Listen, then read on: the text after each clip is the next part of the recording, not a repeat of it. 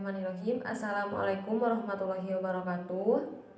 Sebelum memulai pembelajaran pada kali ini, mari kita berdoa terlebih dahulu. Berdoa mulai.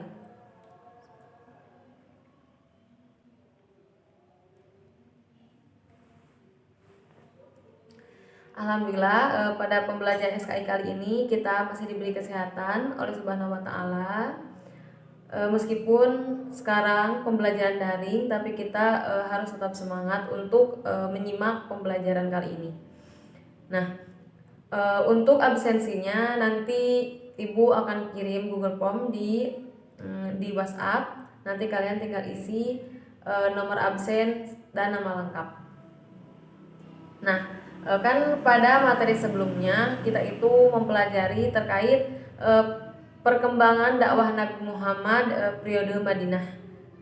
Nah, jadi di bab selanjutnya, di bab 4 ini kita akan mempelajari tentang sejarah perkembangan Islam pada masa Khulafaur Rasyidin. Langsung saja ke materi sejarah perkembangan Islam pada masa Khulafaur Rasyidin. Nah, khalifah itu apa sih? Khalifah itu merupakan jabatan tertinggi dalam kepemimpinan Islam pasca Rasulullah Shallallahu Alaihi Wasallam wafat. Nah, khalifah itu dipilih umat Islam melalui musyawarah. Nah, jadi seorang khalifah ini wajib menjalankan kepemimpinannya itu sesuai dengan Al-Quran dan As-Sunnah. Nah, tugas seorang khalifah ini selain sebagai kepala negara, mereka juga menjabat sebagai panglima pasukan Islam yang memiliki kewenangan luas dalam hal pemerintahan. Adapun Khulafaur Rasyidin ini ada 4 orang Khulafaur Rasyidin. Yang pertama adalah Abu Bakar Asy-Syiddiq, yaitu memerintah dari tahun 632 Masehi sampai dengan 834 Masehi. Yang kedua adalah Umar bin Khattab dari 634 Masehi sampai 644 Masehi. Yang ketiga adalah Utsman bin Affan dari 644 Masehi sampai 656 Masehi. Yang terakhir adalah Ali bin Abi Thalib dari 656 Masehi sampai 661 Masehi. Nah, yang pertama adalah Abu Bakar Asy-Syiddiq. Nah, Abu Bakar Asy-Syiddiq ini nama aslinya, nama beliau itu adalah Abdullah ibnu Abi Quhafah At-Tamimi. Nah, pada masa jahiliyah beliau ini bernama Abdullah Ka'bah, tetapi pas masuk Islam beliau itu namanya diganti menjadi Abdullah Abu Bakar, tetapi orang-orang Islam pada zaman dahulu itu memanggilnya Abu Bakar. Jadi beliau terkenal dengan nama Abu Bakar. Nah, Abu Bakar ini lahir pada 572 Masehi di Mekah. Tidak beberapa lama setelah Nabi Muhammad lahir. Jadi Nabi Muhammad SAW sama Abu Bakar Asy-Syiddiq ini lahirnya itu berselang sedikit. Jadi lahirnya itu berdekatan seperti itu. Nah, adapun proses terpilihnya Khalifah Abu Bakar Asy-Syiddiq ini ketika Rasulullah SAW wafat, kaum muslimin itu kan dihadapkan kepada sesuatu problema. Jadi problema yang berat karena ketika Nabi Muhammad wafat itu tuh tidak meninggalkan pesan apapun, dan siapa yang akan menggantikan beliau sebagai pemimpin umat Islam. Jadi suasana wafatnya Rasulullah ini menjadi umat Islam itu dalam kebingungan. Hal ini karena mereka itu sama sekali tidak siap kehilangan beliau, baik dari sebagai pemimpin, sahabat, maupun sebagai pembimbing yang mereka cintai. Nah, pada masa itu Abu Bakar menunjuk dua sahabat muhajirin. Yang pertama adalah Umar bin Khattab, yang kedua adalah Abu Ubaidah bin Zarrah. Nah, jadi Abu Bakar ini mengusulkan kepada kaum Ansar itu untuk memilih salah satu di antara mereka, di antara Umar bin Khattab dan Abu Ubaidah bin Zarrah. Tetapi sebelum kaum Ansar merespon, Umar dan Abu Ubaidah bin Zarrah ini menolak untuk dijadikan sebagai khalifah, dan keduanya itu justru balik menunjuk Abu Bakar agar menjadi khalifah. Nah, jadi secara cepat dan tegas Umar itu langsung mengayunkan tangannya Abu Bakar untuk apa ya, untuk apa sih, mengangkat tangan Abu Bakar dan membaiatnya. Jadi disinilah Abu Bakar itu dipilih sebagai khalifah yang pertama. Yang kedua yaitu Umar bin Khattab. Nah, Umar bin Khattab ini merupakan putra dari Nufail al-Quraisy. Nah, pada tahun 634 Masehi, ketika pasukan Muslim sedang bergerak menaklukkan Syam, Abu Bakar ini sakit. Abu Bakar sakit dan beliau itu berpikir untuk untuk menunjuk salah satu sahabatnya untuk menjadi penggantinya beliau. Nah, yang ditunjuk oleh Abu Bakar ini adalah Umar bin Khattab. Nah, sebelum menjadi penggantinya itu, Abu Bakar itu meminta penilaian kepada sahabat-sahabat yang lainnya, sahabat yang lainnya untuk meminta pendapat, yaitu beliau itu bertanya kepada Abdurrahman bin Auf, Utsman bin Affan, Sa'id bin Zaid, dan para sahabat yang lain dari kalangan Muhajirin dan Ansor untuk mengangkat Umar sebagai penggantinya Abu Bakar. Khalifah yang ketiga adalah Khalifah Utsman bin Affan. Nah, Utsman bin Affan ini lahir setelah 6 tahun Nabi Muhammad lahir. Jadi lebih muda 6 tahun dari Nabi Muhammad, seperti itu.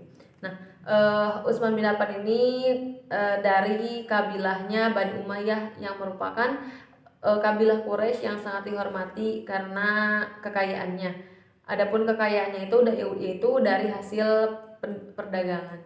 Nah, Utsman bin Affan ini merupakan seorang yang sangat lemah lembut dan tutur katanya yang bagus. Beliau itu terkenal dengan kedermawanannya.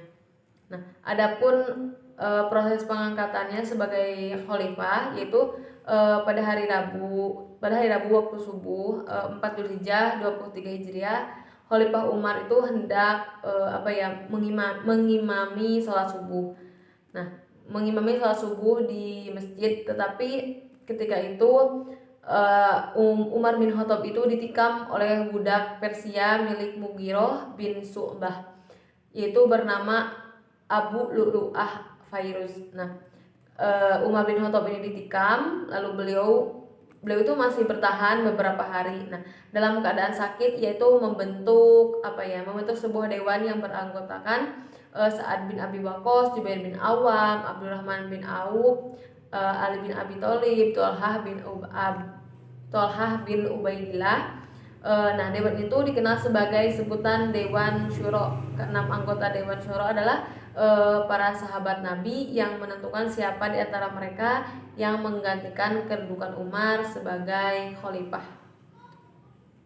Nah, sepeninggalan Umar bin Khattab, dewan yang keenam tadi, Dewan Syuro ini mulai bersidang untuk menentukan pengganti Umar. Nah, Abdurrahman bin Auf ditunjuk sebagai ketua sidang. Nah, sidang itu berjalan sehingga selama 3 hari. Nah, pada hari terakhir Abdurrahman bin Auf, Zubair bin Awam, Sa'ad bin Abi Waqqas, dan Thalhah bin Abu Ubaidillah ini mengundurkan diri dari pencalonan. Maka calon khalifah yang tersisa itu adalah Umar bin Khattab dan Ali bin Abi Thalib. Nah, tetapi kan Ali bin Abi Thalib itu lebih muda dari Utsman bin Affan, dan Utsman bin Affan lebih tua dari Ali bin Abi Thalib. Jadi dan ketika di baiat ini jadi yang terpilih adalah Utsman bin Affan. Dan ketika terpilih menjadi khalifah yang ketiga, Utsman bin Affan ini berumur 70 tahun. Jadi sudah tua, lumayan tua lah, 70 tahun ya, seperti itu.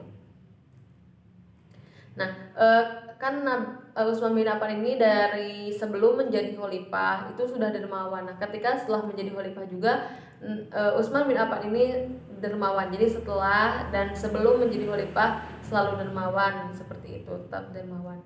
Adapun kelemahan dari kepemimpinannya Utsman bin Affan itu, beliau ini terlalu mengutamakan keluarganya dari Bani Umayyah. Misalnya, yaitu mengangkat beberapa orang dari Bani Umayyah untuk dijadikan sebagai gubernur di beberapa wilayah. Nah, sifatnya yang lemah lembut ini tuh kayak dimanfaatin oleh keluarganya, Bani Umayyah untuk mendapatkan keuntungan, seperti itu. Lalu yang keempat adalah Khalifah Ali bin Abi Thalib. Nah, Ali bin Abi Thalib ini lahir pada hari Jumat tanggal 13 Rajab di kota Mekah sekitar tahun 600 Masehi.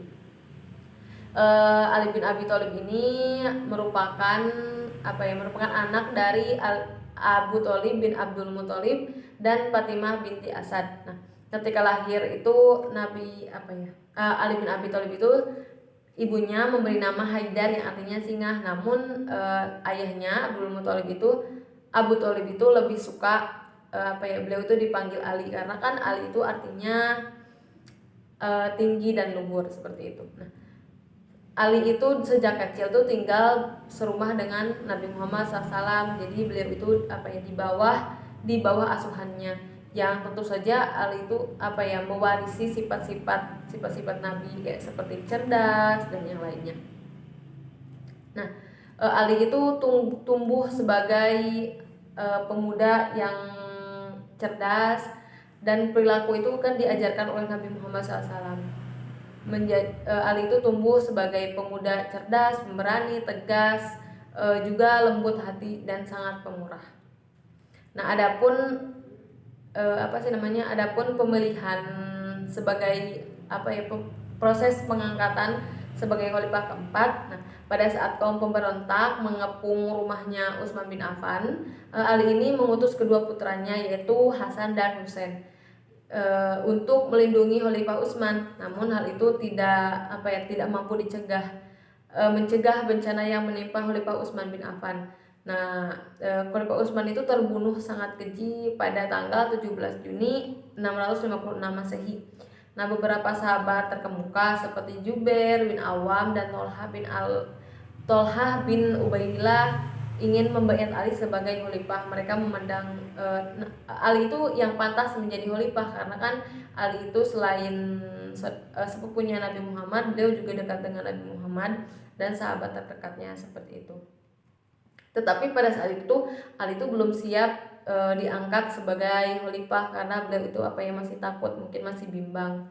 Tetapi setelah terus-menerus didesak, Ali akhirnya bersedia dibaiat menjadi khalifah yang keempat pada tanggal 24 Juni 656 Masehi. Nah, Ali ini merupakan seorang perwira yang tangkas, cerdas dan teguh pendirian dan pemberani seperti itu. Jadi Ali itu merupakan khalifah keempat dari Khulafaur Rasyidin seperti. Adapun kesimpulan dari bab 4 sejarah perkembangan Islam pada masa Khulafaur Rasyidin, yang pertama adalah Khalifah Abu Bakar. Nah, Khalifah Abu Bakar ini merupakan figur yang sangat figur seorang pemimpin yang memiliki jiwa bersih, jujur dan sangat demokratis. Nah, beliau ini sikap pemimpin yang siap dikritik dan diberi saran. Jadi beliau juga peduli terhadap keselamatan dan kesejahteraan umat. Ketika figur seorang pemimpin tersebut diterapkan di masa sekarang, otomatis kita sebagai masyarakat itu akan diberikan kemakmuran dan keadilan secara merata. Yang kedua adalah Khalifah Umar bin Khattab. Nah, Khalifah Umar bin Khattab ini merupakan seorang pemimpin yang pemberani terhadap yang benar, tegas menghadapi kebatilan dan pandai berdiplomasi. Nah, beliau ini mampu merubah anak-anak padang pasir yang liar menjadi bangsa pejuang yang gagah berani, tangguh, disiplin dan tinggi, serta mampu menghancurkan Persia dan Bizantium. Yang keempat adalah Utsman bin Affan. Nah, Utsman bin Affan ini merupakan seorang pemimpin yang pejuang. Jadi berjuang meneruskan perjuangan para khalifah pendahulunya seperti Abu Bakar, Umar bin Khattab, dan tentunya Nabi Muhammad SAW sebagai nabi kita. Nah, beliau ini mampu melakukan perluasan wilayah kekuasaan yang patut dikenang. Beliau mampu membentuk angkatan laut Arab. Adapun cara kepemimpinan dari Utsman bin Affan ini, beliau itu patut dicontoh dan diterapkan, yaitu sifat keterbukaan dan demokratis. Beliau juga memiliki sifat kedermawanan yang sangat tinggi.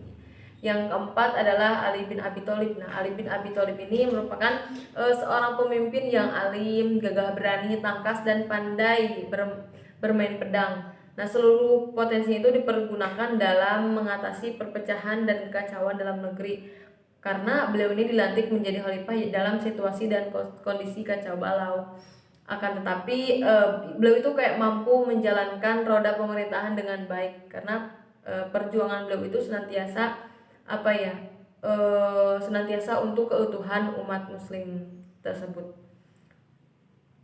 Nah, sekian pembelajaran yang dapat Ibu sampaikan pada kali ini, yaitu tentang perkembangan Islam pada masa Khulafaur Rasyidin. Jika ada materi yang kurang jelas dan para siswa-siswi Ibu belum paham, maka silahkan ditanyakan di WhatsApp grup, sebutkan nama dan nomor absen, lalu tulis pertanyaan yang ingin dipertanyakan. Nah, adapun untuk tugas, silahkan kalian kerjakan halaman 81 sampai 82. Sekian video pembelajaran dari Ibu.